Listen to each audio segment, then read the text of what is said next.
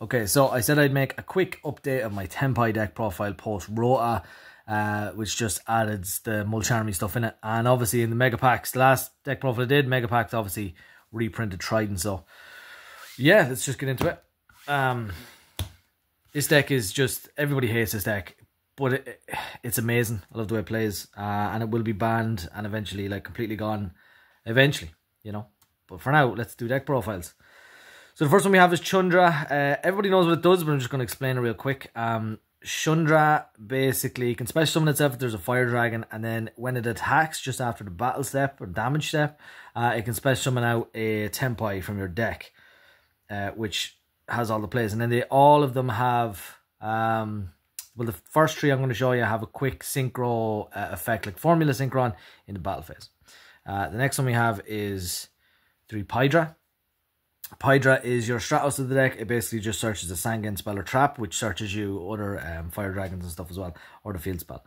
Again, has that other special effect. Yeah, and then the other OG one is Fadra, 2 Fadra. Some people aren't running 2 Fadra. I'm running 2. You don't really want to see it in your hand, but for a lot of kind of later plays, it is really important and good. Basically, what it does is like a Monster Reborn. When it's summoned or during the damage step, it can special one from the grave. Or like that when it's summoned, it can special one from the grave. This one is another good one. Genroku, this is a Poplar. Basically, when you search it without drawing it, you get to special summon it, make its level 4. It's a tuner.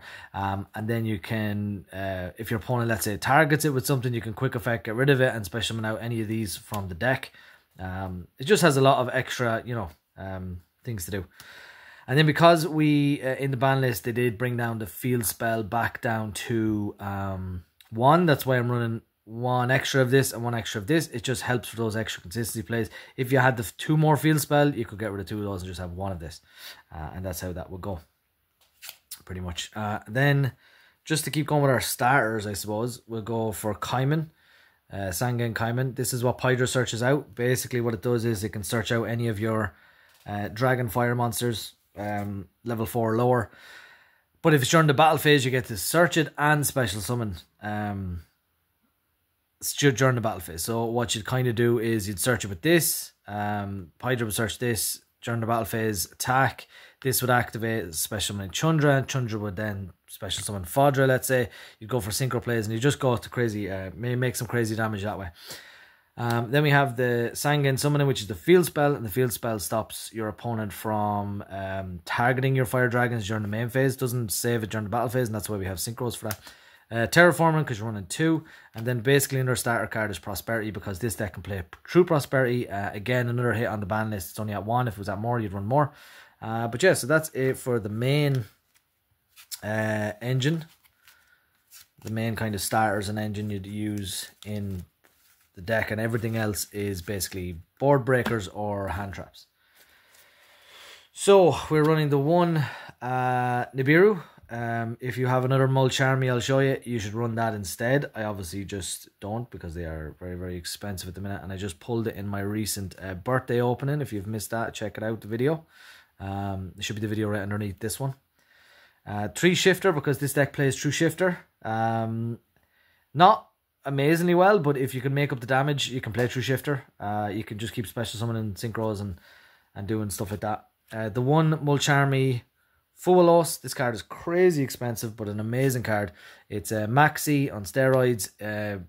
Lets you draw basically if you have if your opponent special from the extract or deck, you get to draw a card, and you can have up to 6 depending on what your opponent has basically. I don't know. It's crazy card though, but probably the last time you're going to see it, because it is up for sale. Ash Blossom then. 3 Ash Blossom is just another very, very good card. And then the last hand trap we are running is Infinite Impermanence. Yeah, so just stop your opponent's effects, these cards. Very, very good. The whole point of the deck is just to stop your opponent enough that you can get your OTK off.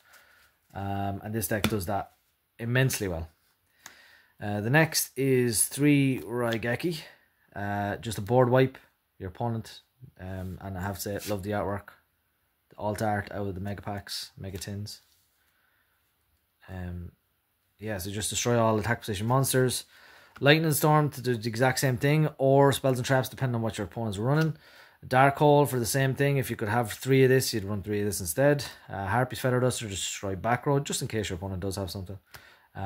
Triple Tactics, Talents. You could run Thrust in any form of these. I just don't have Trust, but Talents works out well. Your opponent activates a card effect and you get 1 of 3 effects. You can either take out another card of your opponent's hand, which could be a potential under hand trap to stop your plays. You can take a card your opponent controls. If your opponent has something strong on the field, you can take it. Or you can draw 2 cards. So, yeah. Really cool. And then 2 Forbidden Droplet. Basically, any card that's kind of dead in your hand or on the field, you can just use, get rid of, and make your opponent lose their effects and attack. And then the 1 Call By, just to stop your opponent's hand traps. But yeah, this deck is, look, it's amazing. It definitely will be broken because it's just at a lot of power currently at the moment. But yeah.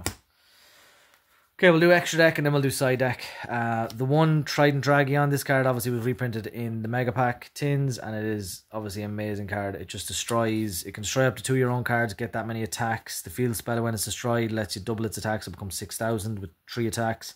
It can destroy other cards your opponent controls as well, which is pretty nice. Transcendent Dragion. This stops all effects your opponents were activate in the battle phase, and it can special summon itself from the graveyard if you've if 3 attacks have been declared this turn. The 1 winged or black winged assault dragon. This is if this deck obviously doesn't do well going first, but this is if you're going first. This can inflict 800 damage to your opponent each time they activate an effect, so it's kind of like a Flare Metal Dragon effect. Ruddy Rose, which if your opponent really relies on the graveyard for stuff, it's just able to banish the graveyard, your opponent's graveyard and field. 2 of the Biden Dragion. When this is only a level 7, so it special summons a level 4 fire monster dragon from the grave, and then you can go again with your synchro plays. It's really, really good. For any pesky thing your opponent might have, Black Rose just nukes the board. Meteor Burst is a mini version of Transcendent Dragon. Just if your opponent does have something that you actually can't, let's say you can't get into this straight away, you can go for Meteor Burst and then stop your opponent during the battle phase. Samurai Destroyer for the likes of just hard things to get over. Like Ubel and stuff. This card beats Ubel. I've actually played against a couple of Ubel and they just kind of quit when they seen that because there's nothing they can really do. Koi Belt just again to pop some of that kind of nasty stuff your opponent might have. Because you can easily go into 7s with during the battle phase and stuff. So that's for the synchros. We're running the 1 Typhon. This is actually a 3rd place TENPAI Dragon deck profile, and the reason being is I misplayed. I sided out the Fantastical Phantasme. I only lost 1 game, but the 1 game I lost it was Heroes, which was completely my own fault. He went 2-1 or something. So basically I had Phantasme and he had DP, and somehow I stopped DP from destroying Phantasme, and then he Dark Angeled me. And I overlaid on top of Typhon, and it was a misplay. I forgot that you actually would have to overlay on top of Phantasme because it takes the monster highest attack you control on the field. So it had to overlay on top of Phantasme. But if I didn't have Phantasme and let him just destroy the DP, I could have overlaid on top of the Dark Angel, allowing me to activate my Sanguine Kaiman and then winning the duel very easily that way. So it was a complete misplay on my part, but the card would have been amazing, and it was in the deck previously and already in the deck. So I'll definitely keep it. Just become a smarter duelist, if that makes sense. 2 Heavenly Spheres. It's for going first and kind of late game, even though you don't really have a late game.